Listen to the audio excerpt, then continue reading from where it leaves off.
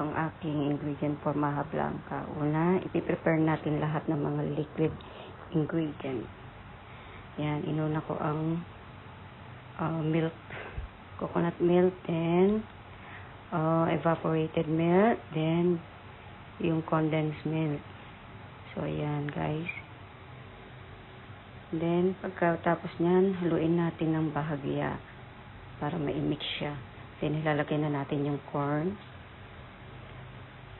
And then, sugar. Kayo na po ang bahala. I-adjust nyo yung sugar nyo kasi matamis na yung condensed. Then, maglalagay ako ng buko. Kasi itong buko naman nito is galing sa Thailand. So, kaya ginunting-gunting ko siya para maging stripe. Then, haluin ulit natin. Yan, haluin pa. Then, after that, mag-prepare naman tayo ng cornstarch.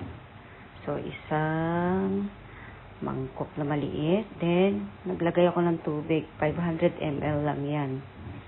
And then, haluin lang natin hanggang sa mawala yung buo-buo. Ayan, para matunaw siya.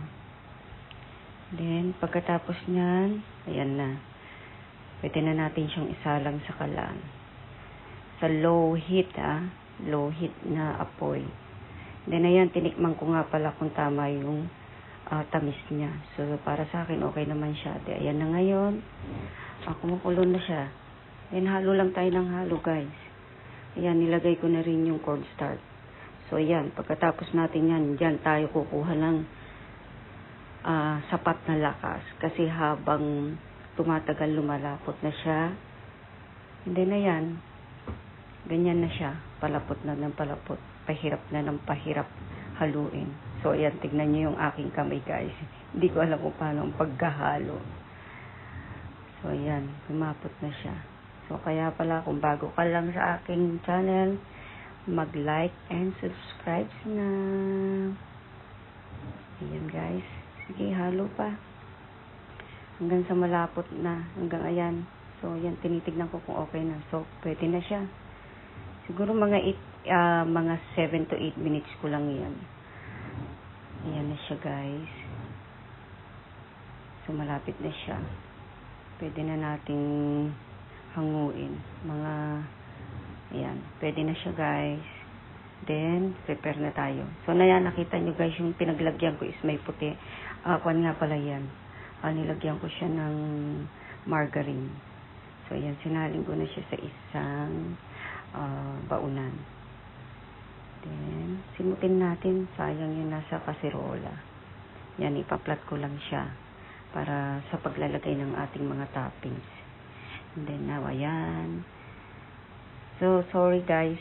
Yan nga pala yung ginawa ko na nung kinabukasan ng umaga. Kasi ipiprepare ko to sa, bibigay ko sa my birthday celebrant. So, ayan, nag-toppings ako ng peanut. And then, magagadgad na rin tayo ng cheese. So, ayan guys. Punuin natin.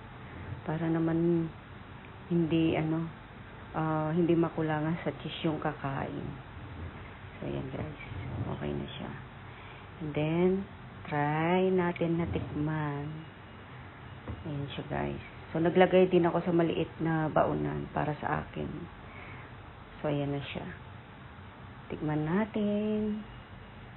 Ayan, may nakalawit pang buko. Sarap. Try nyo gumawa. Okay siya. And then now, i-prepare ko na Ito na yung dadaling ko para sa aking friend. Regalo ko sa kanya. So, yan guys. Okay. So, punasan natin yung kasi namawis yung pinakatakip ng baunan. Nung nilagay ko siya sa rep. So, yan guys. Okay na. Bye-bye.